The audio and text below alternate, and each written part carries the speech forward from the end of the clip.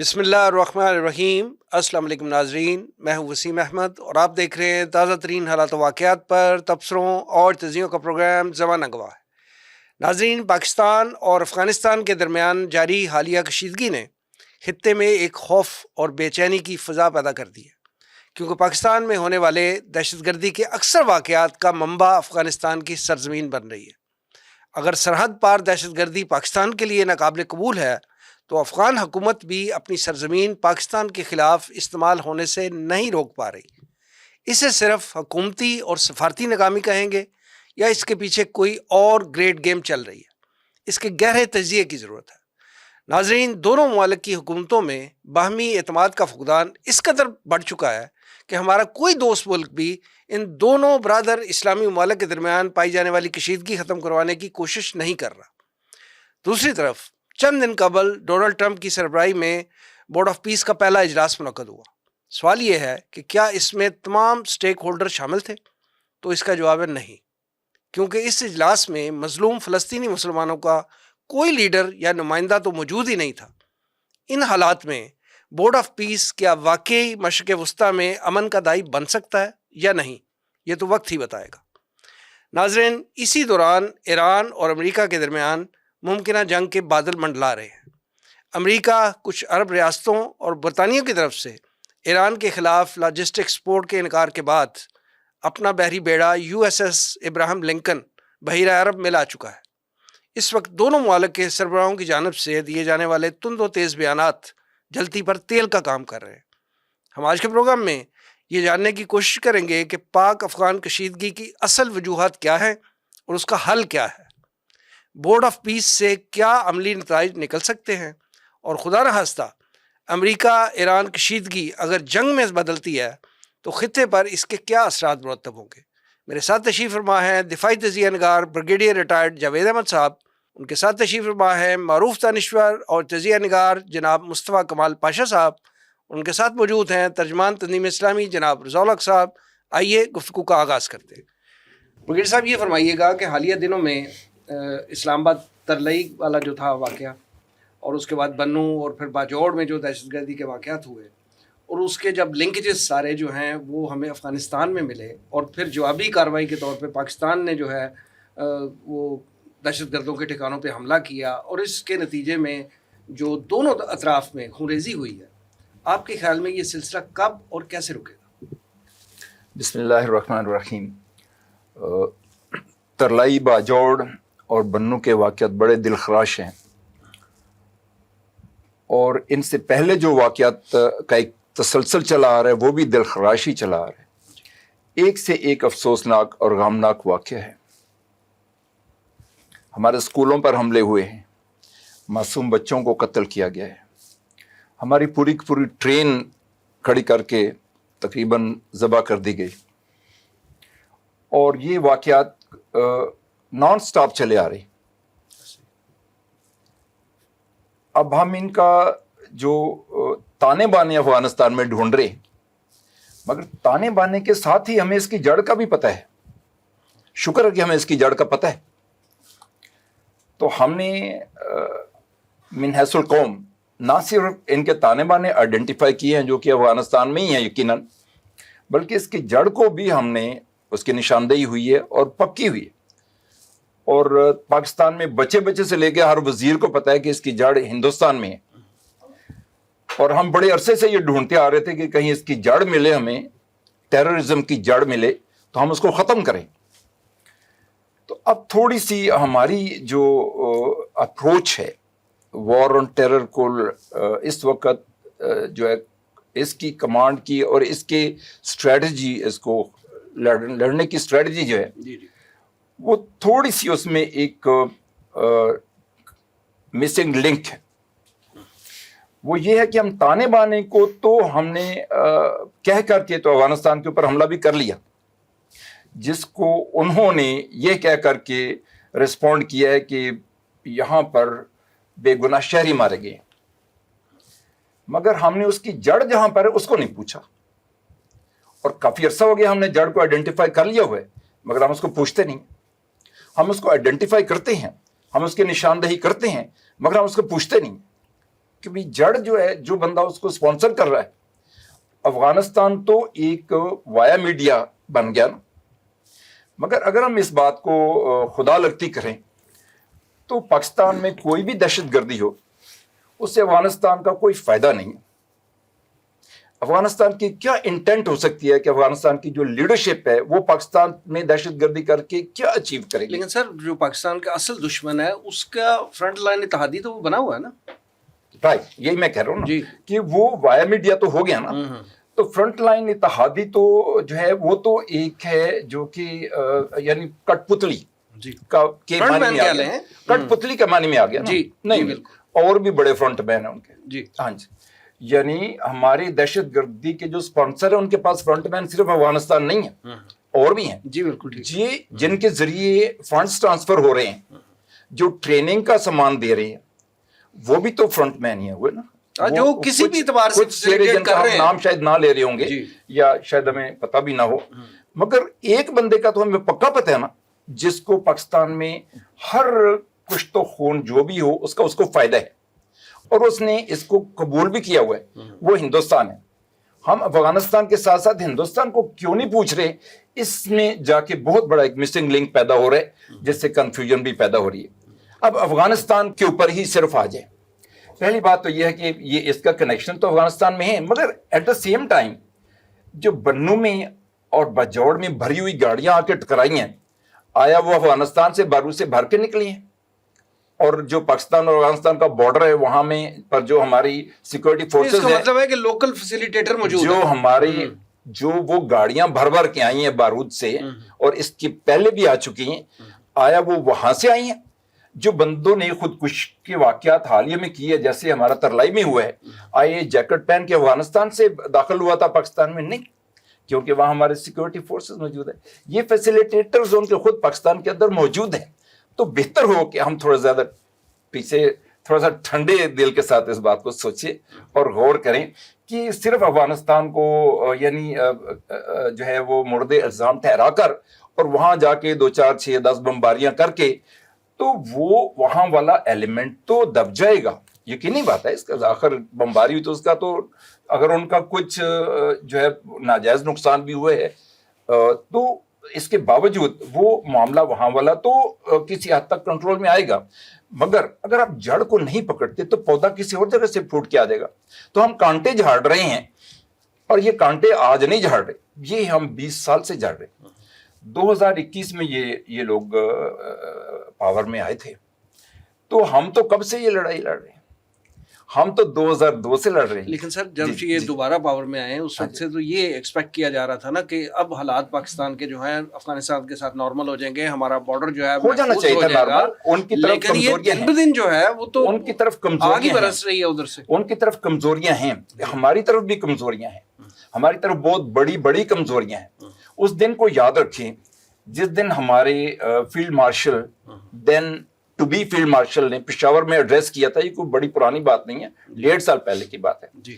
اور ایک بہت بڑا جرگہ وہاں بیٹھا تھا, انہوں نے خود ہی بلایا تھا, ہر پولیٹیکل پارٹی کو بلایا تھا, ہر جو ہے سین مائنڈ نے ان کو وہاں کہا تھا کہ افغانستان کو بٹھا کے بات کریں. تو ہمارے فیلڈ مارشل ٹو بی نے یہ فرمایا تھا کہ وہ ہم سے بات نہیں کرتے. اس میں اگر ہم تھوڑا ٹھنڈے دل سے سوچیں تو وہ کوئی ہماری سے بہت زیادہ دور رہی ہیں. ان کا اور ہماری روٹس ایک ہیں, ہماری لینگویج بہت زیادہ ملتی ہیں. آدھا پاکستان تو ان کی لینگویج بولتا ہے اور باقی آدھا سمجھتا بھی ہے. تو کیا وجہ ہے کہ ہم ان کو بٹھا کر اور تسلی سے سامنے بھائیوں کی طرح بات نہیں کر سکتے؟ ہم ان کے اوپر بمباری اگر کر کے کوئی رزلٹ حاصل کرنا چاہتے ہیں تو ہم اتنا تو سوچ لیں کہ ابھی تو نیٹو ہٹایا وہاں 20 سال کی بمباری کر کے, تو آیا اس سے ان کا مقصد حل ہو گیا؟ نہیں. دیکھیں, میں ایک ڈائی ہارڈ پاکستانی ہوں. میرا دل, میرا خیال ہے کہ اس پاکستانی کسی بھی سب سے زیادہ پریشان پاکستانی کی طرح ہوتا ہے. جب میں روزانہ اٹھتا ہوں تو میں کہتا ہوں every morning is a morning for Pakistan, every morning is a new morning. Lieutenant colonel شہید ہو گیا, 2 4 10 ہمارے نوجوان شیر دل سپاہی افسر, ینگ افسرز جنہوں نے کفر کے خلاف لڑنا تھا, آج افغانستان کے خلاف اور اس دہشت گردی کے خلاف بے گناہ عوام جو اس میں جو ہے اس کے نشانہ بن رہی ہے. تو ہم کیوں نہیں اس بات کو زیادہ ٹھنڈے دل سے سوچ سکتے؟ ایک اور بات میں آپ سے کروں گا کہ دہشت گردی کو لڑتے ہی تو ہمیں 22-23 سال ہو گئے ہیں اور ہم ایک ہی نسخہ استعمال کر رہے ہیں کہ ان کو ختم کرو، ان کو ختم کرو. اگر کوئی کہے کہ بات کرے تو بہت شخص ناراض ہوتے ہیں کہ دہشت گردوں سے کیا بات کریں. حالانکہ دہشت گردوں سے بات نہیں کرنی ہوتی ہے، دہشت گردوں سے نکلنے کے لیے کسی شخص سے بات کرنی ہوتی، چاہے وہ ہمسایہ ہو، برا ہمسایہ ہو تو طبیعت سے بات کر لینے میں کوئی حرج نہیں. اپنے بیٹوں کو مروانے سے تو بہتر ہے کہ میں اپنے ہمسائے کے سامنے ہاتھ جوڑ دوں اور وہ کافر نہیں ہے. تو پھر ہمیں کیا تکلیف ہے کہ ہم وہ مسلمان بھی ہوں اور ہم ان سے بات نہ کر آپ سکیں؟ مذاکرات کے حامی ہیں. میں مذاکرات کا حامی صرف نہیں ہوں بلکہ میں اس بات کا حامی ہوں کہ ہم اپنے گریبان میں جھانکیں، ہم اپنی ایبلٹی، اپنی قابلیت، اپنی فہم و فراست کو کویسچن کریں کہ 22 سال سے ہم اس لڑائی کو ختم کیوں نہیں کر سکے. وجہ کیا ہے؟ یہ تو 2021 میں آئے ہیں. جی ایچ کیو پر حملہ کس نے کیا تھا؟ ڈی ایچ کیو پر حملہ 2009 میں ہوا تھا. ہمارے پی این ایس مہران کے اوپر حملہ کس نے کیا تھا؟ 2011 پر طالبان نے کرایا تھا. ہمارے جو ہے وہ اے پی ایس جو ہے پبلک اسکول پشاور میں حملہ کب کیا ہوا تھا؟ 2014 میں ہوا تھا. کس نے کرایا تھا؟ طالبان نے نہیں. طالبان نہیں، دہشت گردوں نے ہی کروایا تھا. نہیں، اس وقت طالبان سپانسر نہیں تھے، لیکن یہ ہے نا کہ انہوں نے دہشت گردوں نے کروایا تھا. اس کے بعد ہم نے آپریشن کیا اور ایک پرفضا ایک ماحول جو ہے ایک میں اور آپ سے بات بن گیا. 2023 سے ہم نے افغانوں کو ختم ہو گئی، پوری دنیا نے تسلیم کیا کہ پاکستان نے دہشت گردی کو کنٹرول کر لیا. کبھی ختم نہیں ہوئی، کنٹرول کم و بیش ہوتی رہتی ہے. دنیا کی ایجنسیوں نے مانا. آپ اسٹیٹسٹکس دیکھیں، دہشت گردی پاکستان میں ختم کبھی آج تک بھی نہیں ہوئی، کم و بیش اوپر نیچے جاتی رہتی ہے اور ہم ایک دوسرے کو بلیم کرتے ہیں. ہم سوچتے نہیں ہیں من حیث القوم ہمیں سوچنا چاہیے. ہمیں ایک پارٹی یا پولیٹیکل پارٹیز کو ایک دوسرے کو نہیں کرنا چاہیے، ہمیں من حیث القوم سوچنا چاہیے. ہماری حکومت نے مذاکرات کا ڈول ڈالا نا.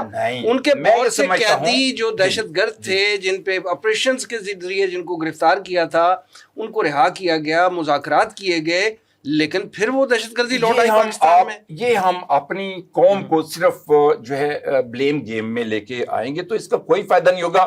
ہمیں ذرا زیادہ براڈلی اس کو سوچنا چاہیے. ہمیں اس کو براڈلی سوچنا چاہیے کہ 22 سال سے ہم لڑ رہے ہیں اور ہم آپریشن پر آپریشن کر رہے ہیں، کم از کم 10 آپریشن ہم کر چکے ہیں. تو شاید ہماری کوئی کمی بیشی نہ ہو ہماری اسٹریٹجی میں.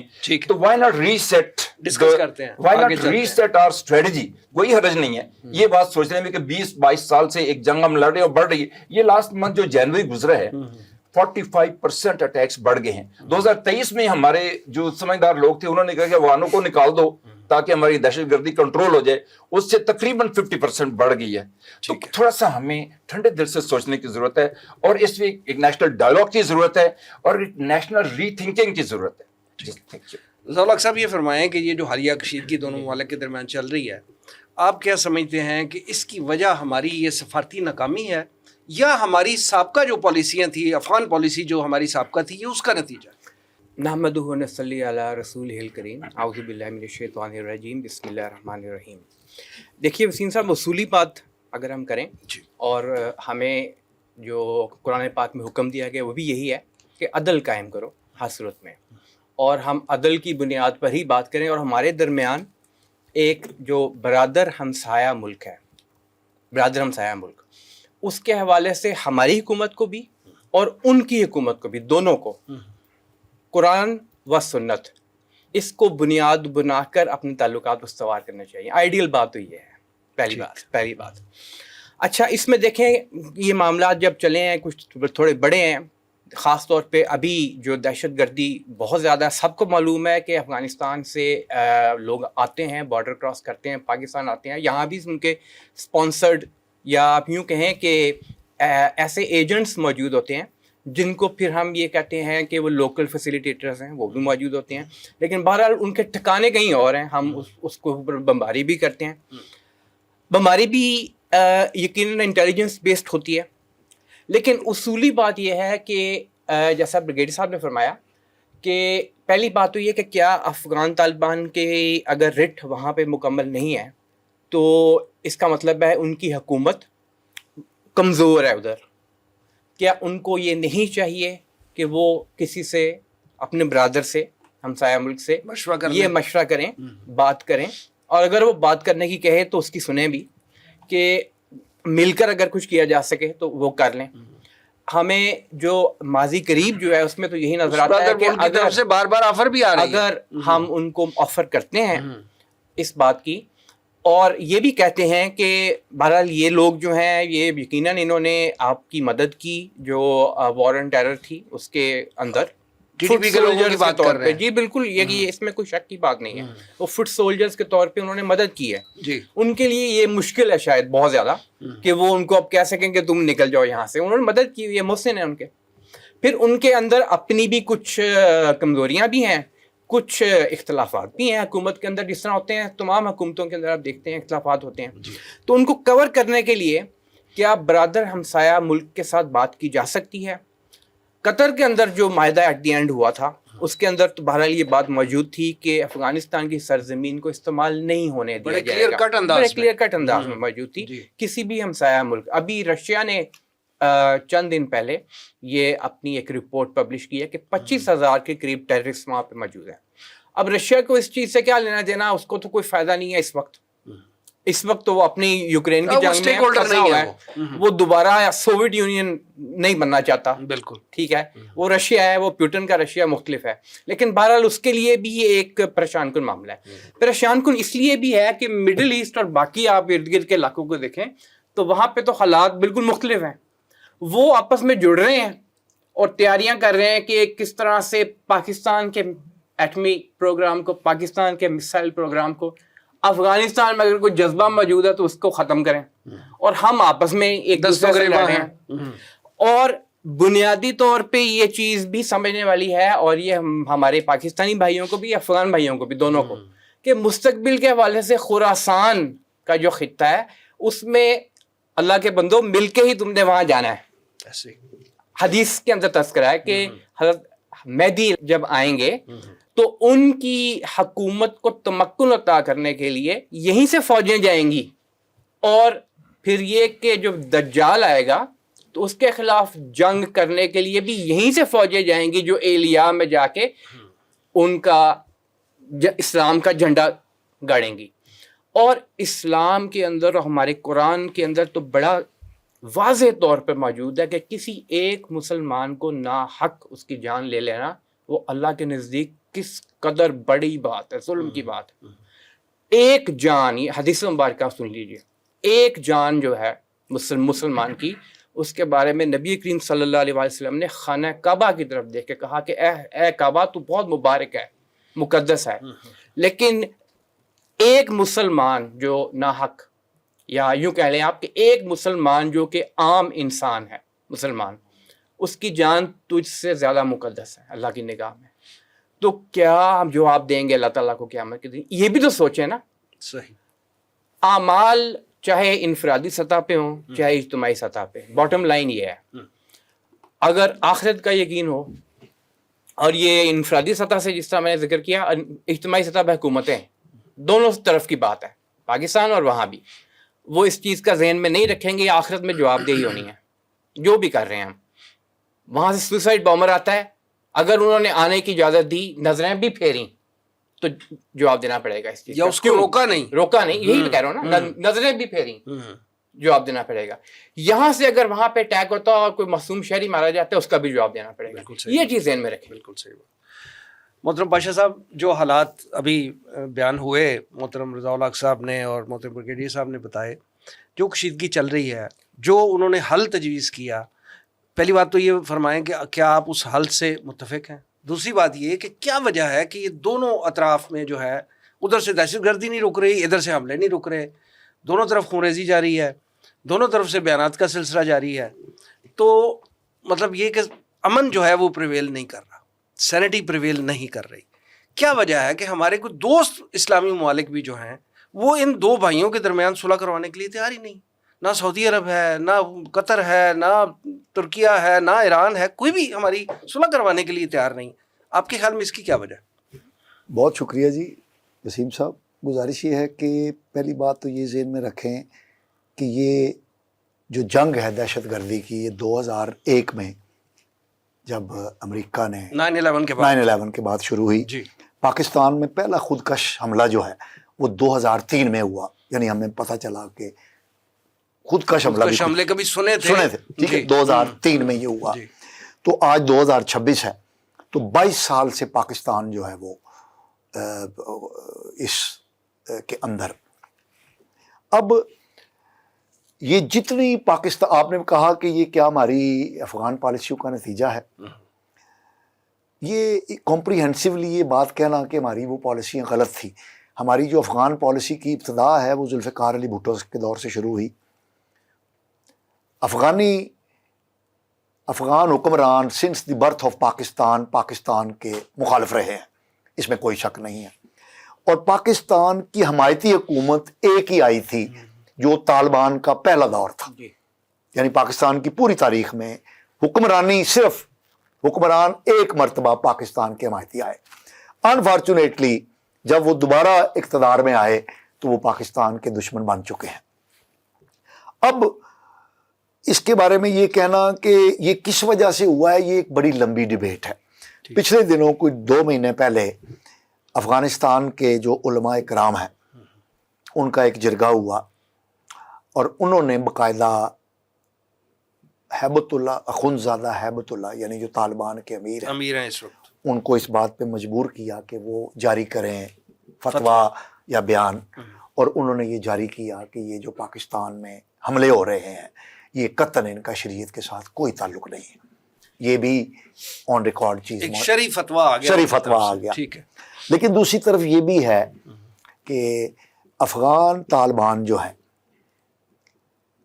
ان کا جو ہینڈلر ہے، جیسے پاکستان کے اندر 2000 سلیپر سیل ہیں جن کا ارزال پاک صاحب نے بھی ذکر کیا. 2000 سلیپر سیل موجود ہیں کہ جو ان دھماکوں کو فیسیلیٹیٹ کرتے ہیں. جو وہاں سے آتے ہیں خودکش بمبار، ان کو یہاں سے جو فیسیلیٹیشن ملتی ہے وہ سلیپر سیل ہیں جو ان کو وہ کرتے ہیں. اب افغان طالبان کی جو موجودہ رجیم ہے اس کے اندر واضح طور پر 2 گروپ ہیں. ایک گروپ وہ ہے جو ہندوستان کا سپورٹر ہے، ہندوستان کی لائن لے کے چلتا ہے، وہ پاکستان کا مخالف ہے. کلیئر ہے، اس میں اب کوئی وہ ڈھکی چھپی بات نہیں ہے. دوسرا گروپ وہ ہے جو پرو پاکستانی ہے جس میں جلال الدین حقانی صاحب شامل ہیں، ان کا گروپ شامل ہے. اور وہ گروپ وہ ہے جو ہیبت اللہ، اب ان میں بھی 2 گروپ ہیں.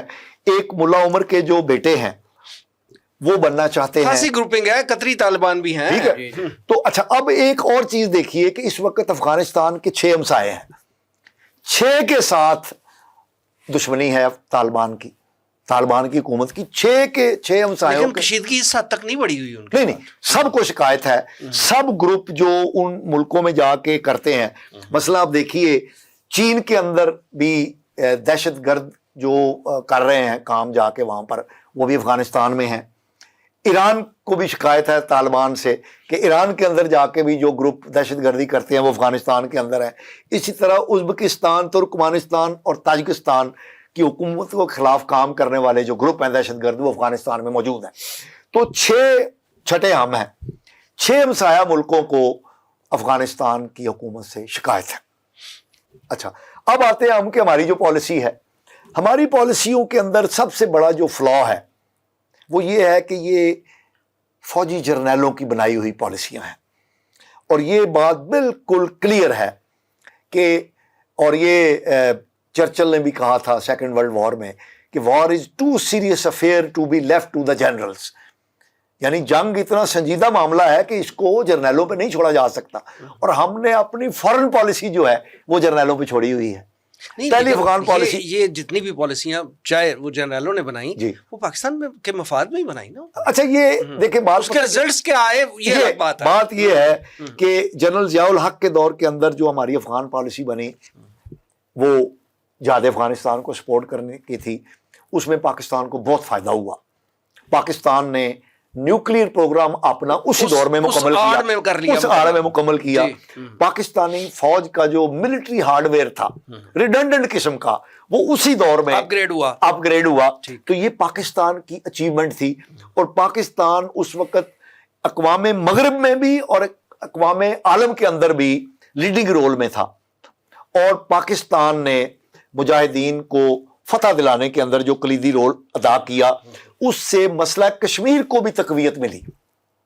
یہ ایک اس افغان پالیسی کی اچیومنٹ تھی. انفارچونیٹلی अमेरिकन ने वो पूरी क़यादत जो है वो साफ कर दी। फिर ये दूसरी आ गई जनरल मुशर्रफ की। जो मौजूदा हमारी दहशत गर्दी है उसके जो डांडे हैं वो मिलते हैं लाल मस्जिद ऑपरेशन से, जिसकी वजह से पाकिस्तान के अंदर जो है वो एक रिजेंटमेंट पैदा हुई और ये दहशतगर्दी का सिलसिला शुरू हुआ और एस्केलेट हुआ। और उसके दूसरे डांडे जो मिलते हैं वो हुकूमत है जनरल बाजवा साहब के दौर के अंदर, जनरल फैज हमीद के दौर के अंदर इमरान खान साहब ने जो 20,000 दहशतगर्दों को पाकिस्तान में ला के बसाया था। ये अब जो दहशतगर्दी हो रही है ये बुनियादी तौर पे वो लोग हैं जो पाकिस्तान के खिलाफ इस वक्त कर रहे हैं। आखिरी बात, दोनों तरफ पाकिस्तान को भी कंट्रोल जो कर रहा है वही अफगान हुकूमत को कंट्रोल कर रहा है, और वो है United states of America. America Taliban रजीम को $40 मिलियन पर वीक दे रहा है। अब तक 3.8 यानी $3.80 जो है, किस खुशी में दे रहा हूं? ये सोचे ना आप क्यों दे रहा है, उनको कायम रखने के लिए कि ये स्टेब्लिश रहे ताकि खित्ता जो है वो डिस्टेबलाइज रहे।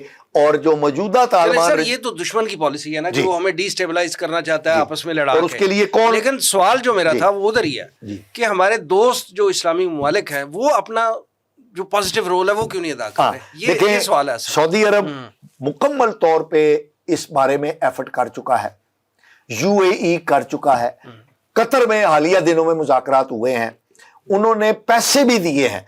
यानी तालिबान रजीम ने पाकिस्तान से 10 अरब रुपया मांगा था कि हमें दें तो हम इनको बॉर्डर से दूर ले जाते हैं जी। ठीक है, पाकिस्तान के पास तो पैसे थे ही नहीं, ये पेमेंट कर दी यूएई ने on behalf of Pakistan.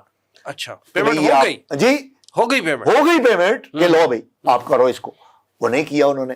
Taliban जो है उन पर पाकिस्तान तो इतबार कर ही नहीं रहा ना, सऊदी अरब भी इतबार करने के लिए तैयार नहीं है क्योंकि वो बार बार वादे करने के बाद मुकर जाते हैं। यूएई ने भी कोशिश की, तालिबान वादे करके मुकर जाते हैं, कतर ने भी कोशिश की, ये वादे करके मुकर जाते हैं। अब ये जो पाकिस्तानी फौज कर रही है इसके बारे में कोई दूसरी राय नहीं है कि ये बिल्कुल दुरुस्त कर रही है, और ये जो दहशतगर्दी का सांप है उसको कुचला जाए। लेकिन ये 100% पॉलिसी दुरुस्त नहीं है, इनको कुचला जाए बिल्कुल ठीक हमारी मुसल्लह फौज कर रही है, लेकिन इसके साथ साथ जो डिप्लोमेटिक फ्रंट पर हमें एफर्ट करनी चाहिए वो नहीं हो पा रही। और उसके लिए मैं समझता हूं कि हमारी जो सिविलियन गवर्नमेंट है ये मुजरमाना गफलत का मुजाहरा कर रही है और फौज अपना किरदार अदा कर रही है और फौज को कामयाबियां भी मिल रही हैं। फौज जो है इन संपोलियों को कुचलने में अपना किरदार मुस्बत तौर पे अदा कर रही है, लेकिन हमारी जो सिविलियन अथॉरिटीज हैं और वो अपना जो रज़ाउल हक साहब ने असूली बात की है ना, उन्होंने फरमाया ना कि जी जो अफगान हुकूमत पाकिस्तान के खिलाफ कर रही है उसका जवाब उन्हें देना पड़ेगा, आखिरत में तो देना है ना, बींगे मुसलमान हमारा ईमान और यकीन है। अब भी जो हम तालिबान को समझ रहे हैं कि ये कोई सहाबा कराम के दौर का ये रजीम है, ऐसी बात नहीं है, क्योंकि उनके और तो कोई उनका जरिया रोजगार नहीं है। तो वो इसी तरह लड़ाई झगड़ा करके अमेरिका से भी पैसा ले रहे हैं, यूएई से भी ले रहे हैं, पाकिस्तान से भी लेना चाहते हैं। तो ये सिलसिला उनका ताकत के जरिए ही रुकेगा, इनको क्रिपल कर दिया जाए, लेकिन उसके साथ साथ जो सफारती फ्रंट पे भी हमें काम करना चाहिए। इसमें एक दो बड़ी सीरियस ऑब्जर्वेशंस आई थी, मुझे इजाजत दें तो मैं थोड़ी सी बात करूं। जब विंस्टन चर्चिल ने यह कहा था कि पॉलिसी और war is to serious a business to be left to the generals, तो उस वक्त उनकी जो पॉलिटिकल लीडरशिप थी वो क्लेमेंट एटली जैसे लोग थे और विंस्टन चर्चिल जैसे लोग थे जो हिस्ट्री में उस जो पॉलिटिक्स के क़यादत के लीडर माने जाते थे। ब्रिगेड साहब, पिछले दिनों डोनाल्ड ट्रंप साहब की क़यादत में बोर्ड ऑफ पीस का पहला इजलास हुआ जिसमें दुनिया भर के जो है सरबराहान मुमलिकत जो है वो मौजूद थे और ट्रंप साहब जो है वो हर एक के सदके वारी जा रहे थे, हर एक की शान में चंद अल्फाज कह रहे थे। पाकिस्तान के सरबराहान भी मौजूद थे, शहबाज शरीफ साहब भी मौजूद थे, फील्ड मार्शल साहब की शान में भी उन्होंने बड़े कसीदे कहे। इन سربراہان کی موجودگی میں جو پہلا اجلاس ہوا، ایک تو اس کی ساری پروسیڈنگز پہ ذرا ہمیں بتائیں کہ کیا وہ اس میں عملی شکل کو نظر آئی ہے، اور دوسرا یہ بتائیں کہ اس میں جو میجر سٹیک ہولڈر ہے، یعنی ہمارے فلسطینی مظلوم فلسطینی بھائی جو ہیں، نہ ان کا کوئی لیڈر موجود تھا، نہ ان کی کوئی نمائندگی موجود تھی، تو یہ کیا ظاہر کرتا ہے کہ میجر سٹیک ہولڈر کی نمائندگی تو ہے نہیں وہاں پہ. تو آپ کیا بورڈ آف پیس کا اجلاس بلا رہے ہیں اور کیا کرنا کیا چاہ رہے ہیں آپ؟ پاکستان کا رول کیا ہے اس میں آپ کو ایک مختصر ایک چھوٹی سی گزارش کرتا ہوں. جی. ہم جو مسکرا کے ملتے ہیں تیرے قاتلوں سے اکثر، میں عرض کرتا ہوں، ہم جو یہ پاکستان کہہ رہے فلسطینیوں سے، مظلوم فلسطینیوں سے، ہم جو مسکرا کے ملتے ہیں تیرے قاتلوں سے اکثر، میری چارہ جوئی کو سمجھو، تیری مشکل کشائی ہے مقصد. ہماری اس میں پارٹیسپیشن جو ہے اس کے، ہماری نیت کے اوپر کوئی شک نہیں ہے، نہ پرائم منسٹر کی، نہ کسی کی بھی، نہ گورنمنٹ کی نیت پر شک نہیں ہے. نیت ان کی یہی ہے کہ کسی طرح سے ہم ان فلسطینیوں کا کوئی بھلا کر سکیں، کوئی بھلا کر سکیں. مگر اللہ اور رسول کے اصول کے خلاف ہے. اللہ اور رسول نے کہا کہ کفر کے سامنے مت جھکو. ہم کفر کے سامنے جھک کر سلام کر کے ان کو نوبل کا انعام دے کر اپنی جیب سے بھی نکال کے ہم نوبل پرائز دینا چاہتے ہیں ان کو، تاکہ کسی طرح سے ہماری بھی کوئی بات وہ سن لیں. لیکن ایسا ہونے والا شاید نہ ہو، کیونکہ وہ اللہ رسول کے بتائے ہوئے اصول کے مخالف ہے. تو اس سے کوئی کسی یعنی کہ بھلائی کا یا ان کی کسی مشکل کشائی کا امید تو نہیں ہے. اب آ جائیے اس کے اوپر کہ جو یہ بورڈ کی جو پہلا اجلاس جو ہوا، جو لینگویج ہے اس بورڈ کی، پہلا اجلاس تو ہوئے انہی کے ہوئے جو اس میں شامل ہوئے ہیں، جن کو انگریزی سمجھ آتی ہے ٹرمپ کی ہم سے بھی بہتر، جن کی مادری زبان انگلش ہے، جو پریزیڈنٹ ٹرمپ کے حلیف ہیں، جماندرو حلیف ہیں، پیدائشی حلیف ہیں، ان میں سے ایک بھی شامل نہیں اس میں ہوا. نیٹو کا ایک کنٹری بھی شامل نہیں، کوئی ایک نیٹو کنٹری اس میں نہیں شامل ہو سکا. وہ کہتے ہیں اس کی ہمیں سمجھ نہیں آتی. بہرحال ہمیں سمجھ آ گئی اس کی، تو ہم اس میں شامل ہو گئے. تو ہم امید ہی کر سکتے ہیں کہ ہماری لیڈرشپ جو ہے وہ کچھ کہے گی. لیکن ابھی تک تو کسی نے نہیں جا کے کہا کہ وہاں صلح بھی ہو چکی. اکتوبر میں وہاں پیس کا معاہدہ سائن ہو چکا تھا. اس کے بعد ہزاروں فلسطینی قتل ہو چکے ہیں. ہمارے منہ سے یہ بات ہی نہیں وہاں جا کے نکلی کہ چلو صلح، یا تھوڑی بمباری تو بند کرو. اسرائیل صاحب تھوڑی سی، یا جناب آپ بڑے صاحب، آپ اسرائیل کو کہیں بمباری تو بند کریں، آگے بات تو چلنے دیں. تو اس لیے یہ اس کو سمجھنا میری تو سمجھ سے باہر ہے. میں سمجھتا ہوں کہ جن کو پہلے سمجھ جانا چاہیے تھا فوری اور ساتھ کھڑے ہونا چاہیے تھا، وہ ان کو نہیں سمجھ آئی. تو ہمیں اس کی سمجھ آ بھی جائے تو یہ اصول کے مخالف ہے ہماری اس میں شرکت. ٹھیک ہے. ضیاء الحق صاحب، آپ کیا سمجھتے ہیں کہ بورڈ آف پیس جو ہے اس سے مسئلہ فلسطین کا حل اور خطے میں امن کی کوئی راہ جو ہے وہ متعین ہو سکتی ہے؟ ہرگز نہیں. آپ اس کے آغاز سے دیکھیں، یہ بنا ہی کسی اور مقصد کے لیے. اسرائیل جب 7 اکتوبر 2023 کے بعد فلسطینیوں پر بمباری کر رہا تھا، وہاں پہ بچے، عورتیں، بوڑھے شہید ہو رہے تھے، تو اس کا الائی کون تھا؟ امریکہ سب سے بڑا. اچھا چلیں، بائیڈن کی حکومت تھی. جی. وہاں کیا حکومت میں جو شخص صدر ہوتا ہے، کیا وہ اس کا حکم چلتا ہے؟ ہرگز نہیں. شروع سے پرو اسرائیل ہے. وہی پرو اسرائیل، چاہے وہ بائیڈن کی شکل میں ڈیموکریٹ ہو، چاہے وہ ریپبلکن ہو اب ٹرمپ کی شکل میں. ورنہ ٹرمپ کے اوپر تو کیس چل رہے تھے، اس کو تو جیل میں ہونا چاہیے تھا. اگر ہمارے ملک میں ہوتا تو جیل میں ہوتا، لیکن اب جیل میں نہیں ہے. کیوں؟ اس لیے کہ اے پیک کے سامنے جا کے اس نے ہاتھ جوڑ دیے، میں تمہارا ہر کام کروں گا، آن ریکارڈ ہے ساری چیزیں یہ. اچھا، اب وہ جب سارے کام کرے گا اور اس کے نیچے بھی لوگ ایسے آگے، تو پھر ان کا جو امبیسڈر ہے اسرائیل میں تعینات، وہ ٹکر کارلسن کی پوڈ کاسٹ میں جا کے کہتا ہے کہ یہ تو ان کا حق ہے کہ وہ مڈل ایسٹ کے اوپر قبضہ کریں. تو کیا مڈل ایسٹ کے ممالک کو معلوم نہیں کہ اس کا پروگرام کیا ہے؟ سب کے علم میں ہے. کیا سعودی عرب نہیں جانتا؟ کیا قطر نہیں جانتا؟ کیا یو اے ای نہیں جانتا یہ بات کہ ان کا پروگرام کیا ہے؟ سب کے علم میں ہے. کیا نتن یاہو آن ریکارڈ نہیں ہے یہ کہتے ہوئے کہ میرا روحانی اور تاریخی مشن ہے کہ میں نے گریٹر اسرائیل قائم کرنا ہے؟ بالکل، یہ بڑی واضح سٹیٹمنٹ دی تھی اس نے. چلے آپ کو ہسٹری کا نہیں پتا، کیا آج اس وقت کی کیا سچویشن اور اس کے بیانات کا علم نہیں ہے؟ سب کو پتا ہے. نہ جیسا کہ بریگیڈیئر صاحب محترم نے فرمایا، نہ نیٹو کا کوئی ملک اس میں شریک ہوا، نہ چین ہوا، نہ روس ہوا، ایون نتن یاہو نہیں ہوا شریک. کیوں؟ وجہ کیا ہے؟ دیکھیے آپ، وہ تو اب بھی یہی کہتا ہے کہ جب تک یہاں پہ اس خطے میں یعنی جس سے وہ کہتا ہے کہ ہمارا ہولی لینڈ ہے اور ہمارے لیے، اور یقیناً قرآن پاک کے اندر بھی موجود ہے، ان کے لیے تھا ایک وقت میں، لیکن بہرحال ان کی جو بغاوتیں ہیں اس کا بھی بڑا ذکر ہے، تفصیل کا موقع نہیں اس وقت۔ الٹیمیٹلی ان کو مغضوب علیہم قرار دیا گیا۔ ہم ہر نماز کی ہر رکعت میں پڑھتے ہیں غیر المغضوب علیہم، اور یہ مفسرین کی اور حدیث کے اندر بھی یہ تذکرہ ہے۔ اس سے کیا مراد ہے؟ یہود۔ ہاں یہ علیحدہ بات ہے کہ ان کو، جیسا کہ قرآن فرماتا ہے کہ ان کو اگر اللہ کی طرف سے کوئی سبیل بن جائے یا لوگوں کی طرف سے کوئی مدد مل جائے تو ان کو شاید۔ ٹکر کارلسن نے تو یہ بھی سوال اٹھا دیا کہ جو نیتن یاہو اور باقی اس کا ٹولہ بیٹھا ہوا ہے وہ تو بنی اسرائیل میں سے ہے ہی نہیں، تم کیسے کہتے ہو یہ یہاں پہ ان کا حق بنتا ہے؟ وہ تو کوئی پولینڈ سے آیا ہوا، یہ اشکنازی جوز ہیں، سارے کنورٹڈ ہیں، ٹھیک، ان میں کوئی بھی ایسا نہیں ہے جو بنی اسرائیل میں سے ہو۔ اچھا چلیں اس بات کو بھی چھوڑ دیں۔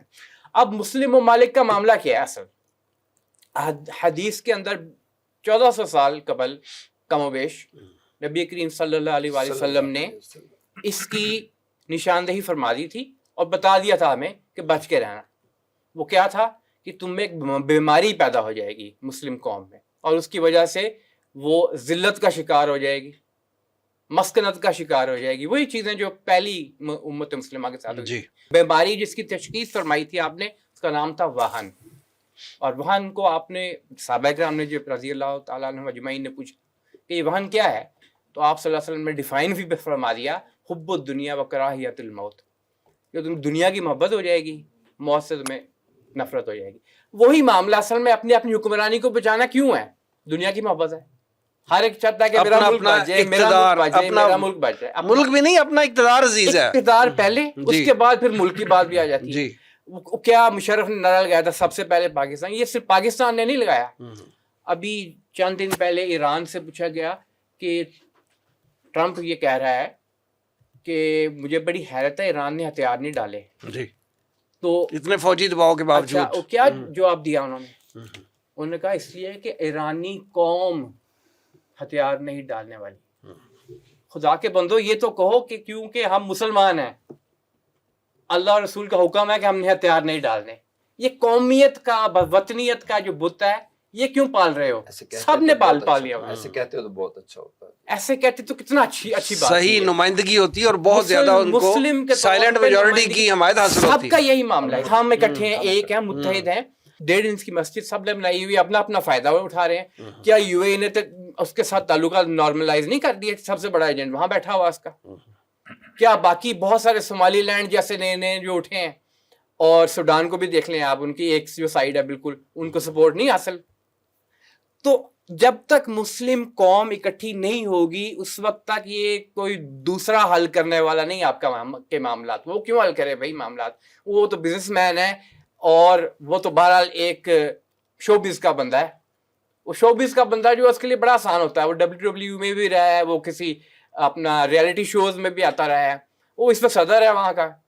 اس کا تو کام ہی یہ ہے، اس نے کہنا ہے جو اس کو بتایا جاتا ہے کہ یہ کہو، اس نے کرنا ہے جو اس کو بتایا جاتا ہے یہ کرو۔ ڈکٹیٹ انٹرنیشنل ڈیپ اسٹیٹ کر رہی ہے، اور انٹرنیشنل ڈیپ اسٹیٹ کے اوپر کنٹرول جو ہے وہ یہود کا ہے اس وقت، زائنزم خاص طور پہ۔ اور یہ بڑا عرصے سے، یہ تقریباً پچھلی صدی آپ دیکھ لیں، مسلم امہ کو توڑنا، تقسیم کرنا، اس وقت سے آٹومن امپائر اور پھر اب تک۔ ٹھیک، پاشا صاحب جیسے رضا الحق صاحب فرما رہے ہیں کہ یہ ڈیپ اسٹیٹ کا کام ہے، اور جو مقاصد اس کے بتائے جا رہے ہیں وہ اصل میں ہے نہیں ہے۔ اپنے بریگیڈیئر صاحب نے بھی یہ فرمایا کہ پاکستان نے اگرچہ اس میں شمولیت اختیار کی ہے، نیک نیتی اس کے ساتھ کی ہے، لیکن اصل جو اس کے کام ہیں وہ منظر عام پہ نہیں آ رہے، اور اس طرح کی شرکت اور اس طرح کی پارٹیسپیشن اس کو نہیں مل رہی جس طرح کی وہ ایکسپیکٹ کر رہا تھا۔ آپ کیا سمجھتے ہیں کہ پاکستان کو بورڈ آف پیس میں شامل ہونا چاہیے؟ اگر ہونا چاہیے، اگر آپ کا جواب ہاں میں ہے تو کیسے، اگر نہیں تو کیوں؟ اچھا، پہلے تو یہ دیکھیے کہ یہ جو بورڈ آف پیس بنا ہے، یہ بنیادی طور پہ وہ حماس اسرائیل قطر میں جو معاہدہ ہوا، پیس ٹریٹی ہوئی ہے، 20 نکاتی جو ایجنڈا تھا، اس کا آفٹر میتھ ہے۔ صحیح۔ تو یہ معاہدہ جو ہے یہ بنیادی طور پر حماس اور اسرائیل کے درمیان ہوا، جس کے 5 ملک سگنیٹری تھے: سعودی عرب، قطر، UAE، امریکہ اور پاکستان۔ یہ 5 ملک، یعنی 4 نے پہلے سائن کیے اور ان 4 نے اس وقت سائن کیے جب حماس اور اسرائیل نے ان 20 نکات کو ایگری کیا. تو پاکستان کی حیثیت تو یس کرنے والوں کی ہے. پاکستان کا اس معاہدے کے اندر کوئی آئیڈیولوجیکل انپٹ نہیں ہے پہلی بات. لیکن پاکستان نے تو اس وقت کلیم کیا تھا, نہیں وہ بعد میں ہوئے ہیں, اصل یہی ہے. اس میں پاکستان نے کلیم یہ کیا تھا جب یہ ڈونلڈ ٹرمپ سے جا کے کئی سربراہان مملکت ملے تھے تو یہ سارا ایجنڈا پہلے ڈسکس ہوا تھا اور اس کے بعد یہ 20 پوائنٹ جو ہے منظر عام پہ جی جی جی. تو اصل میں یہ ہے کہ یہ 20 پوائنٹ سب سے پہلے ایگری کیے کس نے؟ اسرائیل اور حماس نے. اس کے بعد پاکستان نے باقی مسلم ممالک کے ساتھ مل کے اس پہ سائن کیے. پہلی بات یہ فلسطین کے مسئلے کو حل کرنے کے لیے معاہدہ نہیں ہوا تھا, یہ بھی ہمیں پتہ ہونا چاہیے. ہم ایسے ہی کہہ رہے ہیں کہ مسئلہ حل ہوئے گا, وہ بھائی یہ معاہدہ ہوا ہی نہیں ہے فلسطین کا مسئلہ حل کرنے کے لیے. یہ صرف معاہدہ ہوا تھا کہ جو جینوسائیڈ ہو رہا ہے, جو نسل کشی اسرائیل کر رہا تھا فلسطینیوں کی غزہ میں حماس کی, اس کو روکا جائے. تو وہ رکی, ایک منٹ, عملاً اس کو روک دیا گیا. جو بگ سکیل پہ ہو رہی تھی, میسو جو ہو رہی تھی وہ تو رک گئی, لیکن لگاتار کر رہا ہے وہ اسرائیل کی خلاف ورزی کر رہا ہے. اس کے بعد یہ جو آپ کا سوال ہے پیس بورڈ کا, یہ اسی معاہدے کا ایک یعنی سمجھ لیں نیکسٹ سٹیپ ہے. ٹھیک ہے, اس لیے اس میں پاکستان کا جو شریک ہونا ہے یہ کوئی ایک نئی بات نہیں ہے, یہ اسی کی ایک کنٹینیوٹی ہے. پہلی بات. اب اس سے آپ نے کہا کہ کیا کوئی فائدہ پہنچے گا؟ کوئی فائدہ پہنچنے والا نہیں ہے, کیونکہ نہ تو یہ مسئلہ فلسطین کو حل کرنے کے لیے یہ امن معاہدہ ہوا اور نہ پیس بورڈ جو ہے یہ فلسطینیوں کے مسئلے کو حل کرنے کے لیے ہے. وہاں پہ اگر مکمل جنگ بندی بھی ہو جائے تو یہ بھی سم ایکسٹینٹ جو ہے وہ وہاں پہ جو ہے مسئلہ فلسطین اس وقت جو بنا ہوا ہے وہ ہاں یہ آپ کی بات درست ہے. اچھا مجھے آپ یہ بتائیے, کچھ لوگ کہتے ہیں جی کہ پاکستان کو اس میں شریک نہیں ہونا چاہیے تھا. پاکستان, میں تو آپ کا تجزیہ لینا چاہ رہا ہوں کہ شریک ہونا چاہیے, دونوں مجھے بتائیں نا. پاکستان کو شریک ہونا چاہیے تاکہ پاکستان وہاں پر جیسی بھی آواز ہے کمزور ہی ہوگی آواز, پاکستان کوئی مضبوط آواز فلسطینیوں کے لیے وہاں پر نہیں اٹھا سکتا, کیونکہ فلسطینی بذات خود افتراق اور انتشار کا شکار ہے. یہ بنیادی طور پہ حماس کو ختم کرنے کا جنگ ہوئی تھی. فلسطینی جو ہیں محمود عباس والے اور جو یاسر عرفات والے ہیں وہ حماس کو مانتے ہی نہیں ہیں, حماس والے ان کو نہیں مانتے. تو فلسطینیوں کے اندر اس وقت فور فرنٹ پہ تو حماس ہے نا. حماس ہے, ہاں جی, تو اسی سے بات کریں نا. تو حماس کے پاکستان جو ہے یہ وہاں پر آواز اٹھانے کی پوزیشن میں نہیں ہے کہ حماس کی بہتری کے لیے کوئی آواز اٹھائے. لیکن پاکستان نے یہ موقف بڑا کلیئرلی دیا ہے کہ پاکستان کوئی اس کام کے لیے فوج نہیں بھیجے گا وہاں پر جہاں پرپز یہ ہو کہ حماس کو ڈی ملٹرائز کیا جائے. اس کے لیے تو پاکستان کی پالیسی جو ہے وہ بڑی کلیئر ہے. اس میں اس اجلاس میں بات آئی ہے یہ والی؟ نہیں, ابھی نہیں آئی. فوج بھیجنے کی تو ابھی بات نہیں آئی نا. ابھی تو صرف اس کی ریہیبلیٹیشن کی بات آئی ہے اور وہ ٹھیکے دیے گئے ہیں اور جو فنڈز لیے گئے ہیں. جی فنڈز, اس میں ایک تھوڑی نیوانس ہے تھوڑی سی کہ 5 ممالک نے تو اگری کیا ہے کہ ہم فوج بھیجیں گے, پاکستان نے نہیں. پاکستان نے تو موقف یہ اختیار کیا. ہماری وزارت خارجہ کی باقاعدہ اس کے بعد پریس کانفرنس بھی آئی تھی کہ ہم فوج بھیجنے کے حق میں نہیں. ٹھیک ہے, پاکستان نے یہ کلیئر کیا ہے. لیکن اگر خدا نہ خواستہ فوج جاتی ہے تو یہ ساری باتیں نہیں. اس وقت تو یہ موقف آیا تھا کہ ہم امن قائم کرنے کے لیے تو وہاں جائیں گے, حماس کو ڈسارم کرنے کے لیے نہیں جائیں گے. امن قائم کرنے کے لیے 2 وہاں فریق ہیں. ایک جیسے اسرائیل کی ناجائز ریاست ہے جیسی بھی ہے موجود ہے, ٹھیک ہے. دوسری طرف حماس ہے اور یہ معاملہ غزہ تک محدود ہے, یہ بھی ذہن میں رہے. جی اسی کے لیے فلسطین کا ایشو نہیں ہے نا, اس میں یہ غزہ تک محدود ہے. اور پرپز اس کا صرف یہ تھا کہ میس لیول پر جو ان کی کلنگ ہو رہی ہے اس کو رکوایا جائے. تو اس میں کسی نہ کسی دیکھیے دوسری بات یہ ہے کہ نسل کشی کے اور اپنے پلان کو آگے بڑھانے کے کئی طریقے ہوتے ہیں.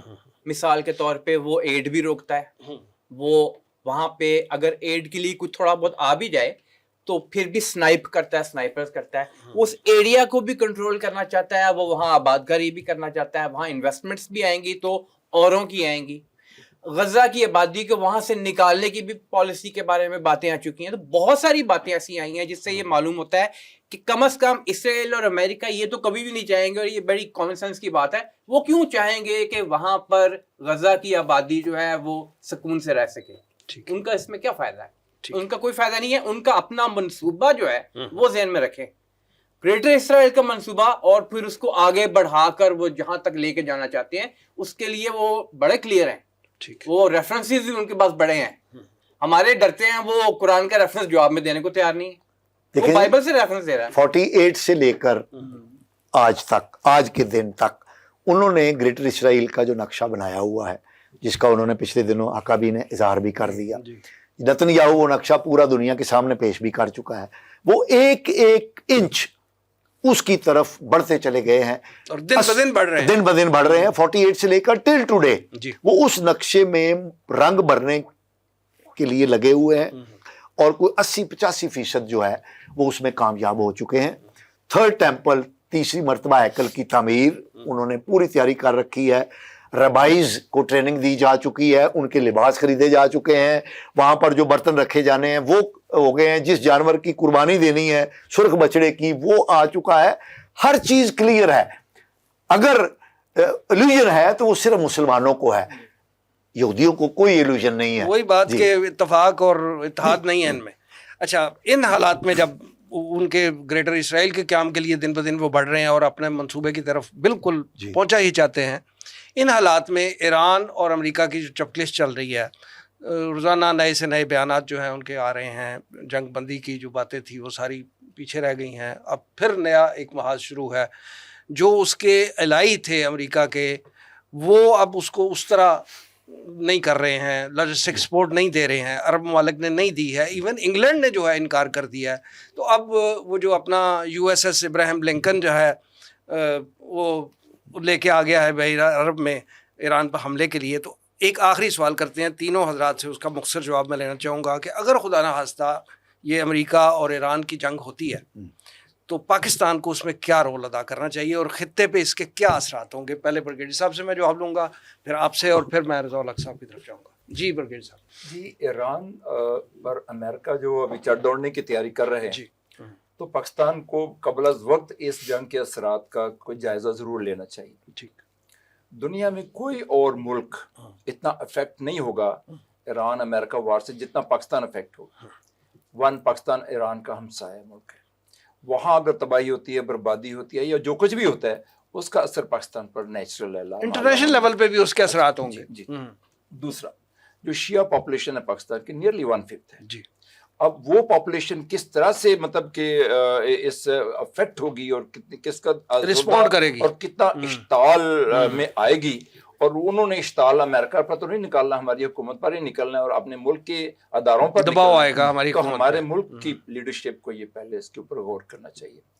اور پاکستان اس پوری سچویشن میں سب سے زیادہ بڑا حقدار ہے کہ وہ امریکہ کو آگاہ کرے کہ آپ کے ایران پر حملے کے بعد پاکستان پر کیا اثرات لامحالہ جو ہے مرتب ہو جانے ہیں, اور اس کس طرح سے پاکستانی قوم جو ہے وہ اس سے بہت زیادہ متاثر ہونے والی ہے, تاکہ امریکہ اس فیکٹر کو بھی سوچے. اور اگر ہم خاموشی سے بیٹھ رہے اور اس کے اوپر کسی قسم کا کوئی تذکرہ ہی نہ کریں, کوئی تبصرہ ہی نہ کریں, اس کا یہ مطلب ہے کہ یا تو ہم جان بوجھ کے اس پر خاموشی اختیار کر رہے ہیں کہ یہ جنگ لگ جائے تو چلو, یا ہمیں پتہ ہی نہیں کہ اس کا ہمارے اوپر کیا اثرات مرتب ہونے والے ہیں. میرا خیال ہے کہ بہت سیریس اثرات مرتب ہونے والے ہیں. ہمیں ان اثرات کا پاکستان کو یہ رول ادا کرنا چاہیے, اور نہیں, ہمیں باقاعدہ امریکہ کو اطلاع دینی چاہیے کہ آپ کے ایران پر پہلے بم کے ساتھ ہی پاکستان میں کتنی اپہیول ہو سکتی ہے, اور اس کا خود امریکہ کو کتنا نقصان ہو سکتا ہے, اور امریکہ کی حلیف جو گورنمنٹ ہے اس وقت پاکستان میں, اس کو کتنا نقصان پہنچ سکتا ہے. ٹھیک ہے, پاشا صاحب آپ فرمائیں کہ خدا نہ خواستہ یہ جنگ اگر چھڑتی ہے تو اس کے کیا اثرات ہوں گے پاکستان پہ اور اس خطے پہ؟ پاکستان پہ اس کے کوئی برے اثرات مرتب نہیں ہوں گے اگر خدا نہ خواستہ جنگ چھڑتی ہے تو کوئی نہیں ہوں گے. ہم ایم ہی پریشان ہو رہے ہیں کہ جناب آگے بھی تو جنگیں ہوئی ہیں نا اسرائیل اور ایران کی. نہیں, اگر یہ جنگ چھڑتی ہے تو یہ سمجھا جا رہا ہے کہ یہ جنگ چھوٹی نہیں ہوگی, یہ بہت لمبی جنگ ہوگی, اور اگر لمبی جنگ ہوتی ہے تو آئل کا کرائسس نہیں آئے گا, پوری دنیا کی گورنمنٹ سے متاثر نہیں ہوگی, یہ تو پھر پاکستان پہ اثرات کیوں نہیں آئیں گے؟ یہ اس حد تک درست ہے کہ جنگ اگر ہوتی ہے، ویسے تو یہ ہے کہ جو یوکرین اور روس کی جنگ ہے اس کی وجہ سے بھی تیل کی سپلائی جو ہے اور اس کی قیمتیں اوپر گئی ہوئی اس میں تو گیس زیادہ تھا نا، گیس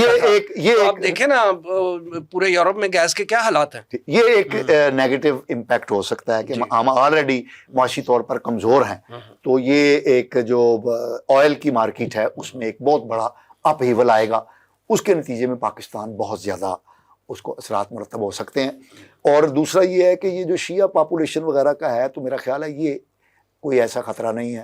اور دوسری بات یہ ہے کہ پاکستان بیچارہ کیا امریکہ کو بتائے، پاکستان تو طالبان سے ہم اتنی تکلیف میں ہیں تو ہماری ضرورت نہیں ہے کہ ہم امریکہ کو یہ بتائیں کہ یار ان کو $40 ملین ہفتے کے نہ دو، ان پہ دباؤ ڈالو طالبان رجیم پہ. ہم تو وہ نہیں کہہ سکتے، تو ہم ایران کے بارے میں امریکہ کو کیا کہیں گے؟ کچھ بھی نہیں کہہ سکتے. یعنی پاکستان امریکہ کو ڈکٹیشن نہیں دے نوٹ ایٹ آل. رضا صاحب آپ کیسے کنکلوڈ کریں گے آج کی ڈیٹ سے؟ وہ پاکستان اس پوزیشن میں ہی نہیں ہے کہ دے سکے. ڈکٹیشن دینے کی پوزیشن میں تو امریکہ کو اس وقت کوئی بھی نہیں ہے، سچی بات جو یہ ہے. ہاں اس سے اپنے بچاؤ کے لیے فی الحال کچھ نہ کچھ اقدامات کرنے شروع کیے جا چکے ہیں. میں آپ کو کچھ مثالیں دیتا ہوں اس کی. چین ایک بہت بڑا فیکٹر ہے اس خطے میں، یہ نہ بھولیں. چین ایک بہت بڑا فیکٹر ہے. انڈیا پاکستان کی جو مئی کے اندر جھڑپ ہوئی تھی اس میں چین نے ایک بڑا اہم رول پلے کیا تھا. تازہ ترین اطلاعات یہ ہیں کہ پوری دنیا کے جو یہ ہوائی وہ ہے نا ٹریفک، وہ ایران کی طرف محدود ہے، اسی طرح اسرائیل کی طرف بھی محدود ہے کیونکہ جنگ کے خطرات ہیں. لیکن چائنا سے ہر 2 گھنٹے بعد کارگو جہاز جو ہے ایران آ رہا ہے. کیوں جا رہا ہے؟ تو وہ یہی آپ کی بات کو سیکنڈ کر رہا ہوں کہ وہ اپنے چائنا جو ہے وہ اہم رول ادا کر رہا ہے. $75 بلین کا کانٹریکٹ بھی ہوا ہے ایران کے ساتھ، یہ بھی آپ نہ بھولیں. اچھا لیکن اس کے باوجود چین کو پتا ہے کہ میرے گراؤ کے لیے بھی ایک مسئلہ ہے اور میرے گراؤ سے میں نے خود کو کیسے بچانا ہے. اس کو انڈیا سے بھی خطرہ ہے، اس کو امریکہ سے تو خاص خطرہ ہے. اگر امریکہ یہاں مڈل ایسٹ میں آ کے بیٹھ جاتا ہے مستقلاً بڑے بیڑوں کے ساتھ، جس طرح آپ نے فرمایا نا ابراہیم لنکن، فورڈ بھی، وہ USS فورڈ جو ہے وہ بھی لے آیا ہوا ہے یہاں پہ، اور بھی اس کے پاس وارشپس ہیں جو بڑے خطرناک ہیں، میکسیمم جتنی کہ ہو سکتی تھی. اب وہ کیوں کر رہا ہے یہ؟ وہ ایک تو سر یہ جو ابراہیم لنکن ہے اس کا پورا حدود ضربہ بتانا تو مشکل ہے، لمبا چوڑا ہے، لیکن صرف اتنا بتا دوں کہ 90 سے زیادہ جہاز جو ہیں اس پہ لینڈ ہو سکتے ہیں اور پارک ہو سکتے ہیں، اتنی کیپیسٹی ہے. جی اسٹریٹ آف ہورمز جو ہے نا، جی بندر عباس کے ساتھ بالکل ایران میں، وہ اتنا نیرو ہے کہ اگر 2 ابراہیم لنکن وہاں پہ کھڑے ہو جائیں نا آ کے تو وہ بند ہو جائے گا، سپلائی بند ہو جائے گا. اچھا اس کے لیے وارفیئر جو ہے اس کے بھی مختلف ٹیکنیک سب سٹارٹ ہو گئی ہیں. پاکستان نے شو کیا ہے. اب فیوچر جو ہے وہ آپ کو زمین کے اوپر جنگ یا ایسی جنگیں نہیں دکھائی دیں گی. نیول جنگ اپنی جگہ اہمیت رکھتی ہے، وہ جاری رہے گی، لیکن آپ کی ڈرونز سوارمنگ کے ذریعے، الیکٹرانک وارفیئر، اور ایران نے حال ہی میں چائنا سے بہت ساری ٹیکنالوجی لی ہے، رشیا سے بھی لی ہے اس حوالے سے، الیکٹرانک وارفیئر. اور وہ یہ ایک کیپیبلٹی بھی ہے کہ اس میں امریکہ کی اسٹیلتھ ٹیکنالوجی جو ہے اس کو آئیڈینٹیفائی کرے، اس کا فنگر پرنٹ حاصل کرے، اس کی انفارمیشن کو اسکریمبل کر دے، پتہ ہی نہ لگے کہ وہ کیا ایکسچینج ہو رہی ہے، اور وہاں سے اس کا آئیڈینٹیفائنگ سگنیچر جو ہوتا ہے وہ بھی حاصل کر لے. اور یہ پاکستان نے بھی کیا تھا. چائنا ایک بلا بن چکی ہے اس وقت دنیا میں. ابھی میں آج ہی پڑھا تھا کہ جو دنیا میں بڑی گلوبل ٹیکنالوجی فرمز ہیں وہ پیچھے رہ گئی ہیں، چائنا آگے نکل گیا ان سے چھوٹے چھوٹے کاموں میں بھی. مثلا ایک جی پی یو نیا لے کے آنا ہے، وہ انویڈیا اور یہ جو چلیں یہ بات تو طے ہے کہ اگر خدا نخواستہ یہ جنگ ہوتی ہے تو چائنا جو ہے وہ بڑا میجر پارٹنر ہوگا ایران کا. چائنا ایک تھریٹ ہے باقاعدہ. جی مسلمان ممالک کے لیے یہ ہے کہ ان کو تو بہرحال ابھی اپنے آپ کو ڈیفینڈ کرنے کی ضرورت ہے اور سمجھنے کی ضرورت ہے کہ ہمارے لیے مسئلہ کیا ہے. اگر امریکہ یہاں پہ آتا ہے تو ایسے ہی ہے جیسے کہ ایک ٹھکانہ بنایا، اور نشانہ اصل میں اس کا کیا ہے، مستقبل کے حوالے سے وہ جانتا ہے کہ میرے لیے سب سے بڑا خطرہ پاکستان کا ایٹمی پروگرام ہے. اس کے حوالے سے تو نتنیاہو سے لے کے بن گوریون تک جہاں تک بھی جائیں گے تو بیانات آ چکے ہوئے ہیں کہ پاکستان خطرہ ہے، پاکستان خطرہ ہے، پاکستان خطرہ ہے. ابھی تو نیوکلیر ٹیکنالوجی بھی نہیں تھی، وہ آئیڈیالوجیکل پیرالل کی بات کرتا تھا اس وقت. اب تو اس نے نیوکلیر ٹیکنالوجی کے بارے میں بھی خواہش کا اظہار کیا تھا کہ کہیں رول بیک ہو جائے، ختم ہو جائے ان کی. اور ہم نے استعمال کر کے عملی دنیا طور کی پہ سب سے بڑی مشرق قوت کو شکست بھی دے دی. اور عملی طور پہ وہ کوشش بھی کر چکا ہے وہ پاکستان کی ٹیکنالوجی ختم کرنے کے لیے. تو ایک ہی طریقہ ہے کہ وہ یہ جو مغرب وغیرہ ہے ان کے اوپر ریلائی کرنا چھوڑ دیں. ایک تو ایسٹ کی طرف تھوڑا سا دیکھیں, ایسٹ کے اندر یہ فیوچر ایسٹ کا ہی نظر آتا ہے اگر یہ اکٹھے ہوں تو. اور دوسری بات اکٹھا ہونا ہے, اکٹھے اگر ہوں گے تو پھر ہی جواب دے سکیں گے کسی کا. یہ نہ کوئی سمجھے کہ یہ ایک مرغی ہے اس کی باری ہے اور باقی ہم سب بچ جائیں گے. نہیں, ان کے نزدیک ان سب کی ایک ایک کر کے باری آنی. جب وہ گریٹر اسرائیل کی بات کرتا ہے تو یا گریٹر اسرائیل بنے گا, اگر وہ بنتا ہے تو نہ سعودی عرب رہ سکتا ہے, نہ قطر رہ سکتا ہے, نہ یو اے ای رہ سکتا ہے, وہ سب اس کے ہاتھ میں آئے گا. تو اس چیز کی فکر کرنے کی ضرورت ہے ان کو بھی, اور آئندہ کے حوالے سے ہمیں بھی فکر کرنے کی ضرورت ہے کہ اگلا ان کا نشانہ ہم ہی ہے, وہ جانتے ہیں شروع سے ہی. جناب رضا الحق صاحب, جناب مصطفیٰ کمال پاشا صاحب, جناب بریگیڈیئر جاوید احمد صاحب, آپ سب حضرات کا پروگرام میں تشریف آوری کا بہت شکریہ. ناظرین, یہ تھا آج کا پروگرام. آج کے لیے اتنا ہی. ہمارے تمام سوشل میڈیا پیجز پر اس پروگرام کا فیڈ بیک ضرور دیجیے گا. آپ ہمیں ای میل بھی کر سکتے ہیں. ہمارا ایڈریس ہے media@tanzeem.org. اگلے پروگرام تک کے لیے وسیم احمد کو اجازت دیجیے. اللہ نے کے بعد.